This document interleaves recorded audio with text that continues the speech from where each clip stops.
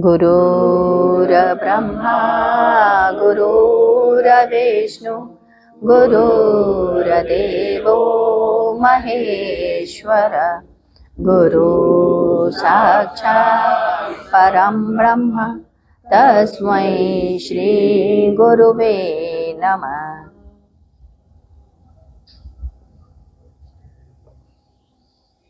आइए हम लोग आगे की तरफ पढ़ते हैं। भक्त अनंता आनंदाचार्य की कथा। भक्त आनंदाचार्य जी रामानंद जी के शिष्य थे।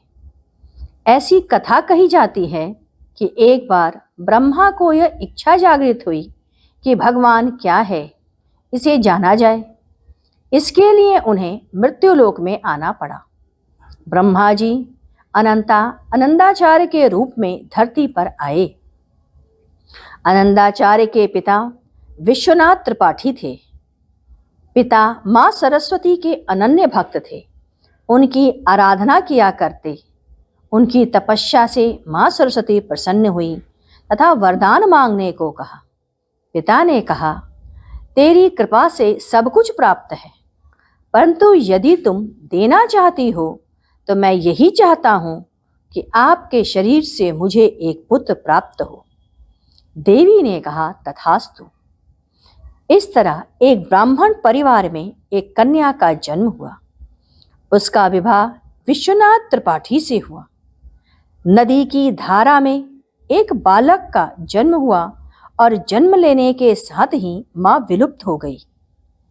वरदान देते समय मां ने कहा था कि बच्चा जन्म देते ही मैं अंतर्ध्यान हो जाऊंगी। पत्नी के चले जाने के कारण विश्वनाथ त्रिपाठी बहुत ही विक्षिप्त हुए और उन्होंने बच्चे का लालन पालन एक गाय चराने वाले परिवार को दे करके वन की तरफ चले गए। वो बालक धीरे धीरे बड़ा होने लगा।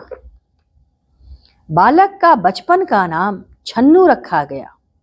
गाय चराते हुए छन्नू को एक बालक से मित्रता हो गई। उस बालक का नाम सबरू था। एक दिन छन्नू ने उससे पूछा, तुम कहाँ रहते हो? इस तरह के अनन्य प्रश्न करते रहते थे वह। सबरू बालक जो कृष्ण का स्वरूप था, छन्नू को रासलीला दिखला दिया और फिर एक दिन वह भी गायब हो गया। छन्नू बहुत ही उदास हो गए। उधर से आते हुए पंडित श्याम किशोर मिले। वो बहुत ही ज्ञानी और विद्वान थे।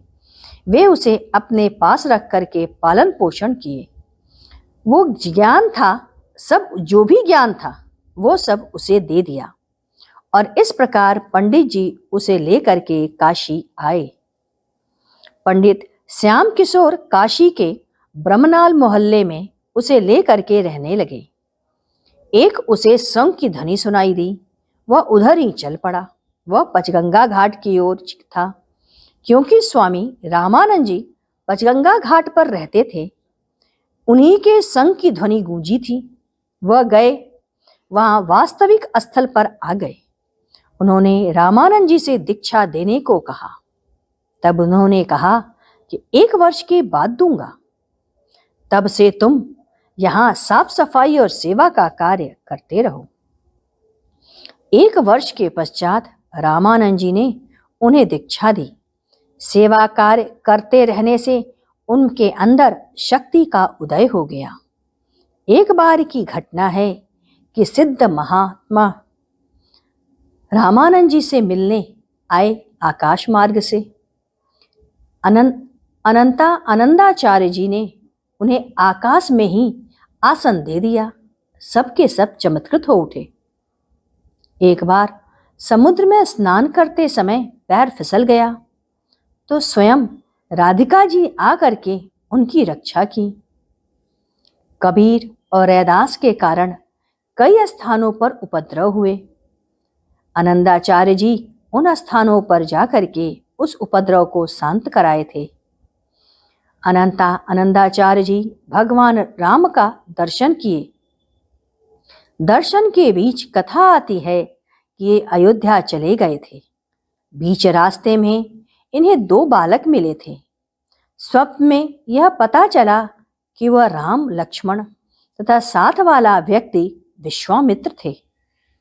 वे नित्य गुरु की सेवा में कार्यरत रहते। इन्हें भगवान राम का दर्शन हुआ था, परंतु वह उससे संतुष्ट नहीं थे। वे गुरु के पास वापस चले आए और बाद में योगाग्नि के कारण अपने शरीर को उन्होंने त्याग दिया। इसके बाद 14 दिसंबर सुतीक्ष्ण की कथा। सुतीक्ष्ण अगस्त मुनि के शिष्य थे। जब उनका विद्याध्ययन हो गया तो मुनि ने कहा, अब तुम जाओ, तुम्हारा काम समाप्त हो गया। सुतीक्ष्ण ने कहा, गुरुदेव, मैं आपको दक्षिणा देना चाहता हूं। मुनि ने कहा, तुमने मेरी बहुत सेवा की है, वही मेरी दीक्षा है, परंतु सुतीक्ष्ण नहीं माने।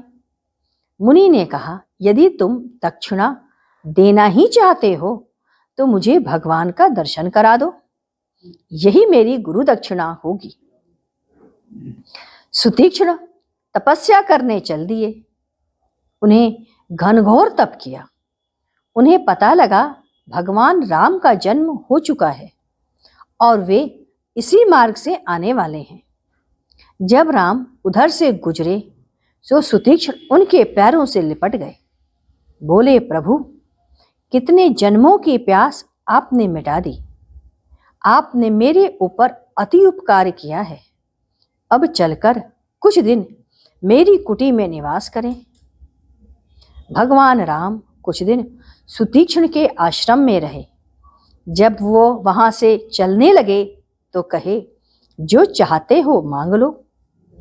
सुतीक्ष्ण ने कहा, प्रभु, आप मेरा एक काम कर दें, मेरे गुरु को आप दर्शन दे दें। भगवान राम सुतीक्ष्ण के साथ ही अगस्त मुनि के आश्रम आए और उन्हें दर्शन दिया। मुनि ने कहा, सुतीक्ष्ण, तुमने ऐसी दक्षिणा दी है जो कोई नहीं दे सकता। जाओ, तुम ऊंचे दर्जे के मालिक हो गए। आइए हम लोग गुरु कीर्तन करते हैं। ओम गुरु ओम गुरु ओम गुरुदेव, जय गुरु जय गुरु जय गुरुदेव। ओम गुरु ओम गुरु ओम गुरुदेव, जय गुरु जय गुरु जय गुरुदेव। ओम गुरु ओम गुरु ओम देव, जय गुरु जय जय गुरुदेव। ओम गुरु ओम गुरु ओम गुरुदेव, जय गुरु जय गुरु जय गुरुदेव। ओम गुरु ओम गुरु ओम गुरुदेव, जय गुरु जय गुरु जय गुरुदेव। ओम गुरु गुरु ओम गुरुदेव, जय गुरु जय जय गुरुदेव। बोलिए सद्गुरुदेव की जय। सद्गुरु तुम्हें शत शत नमन, सद्गुरु तुम्हें शत शत नमन, सद्गुरु तुम्हें शत शत नमन।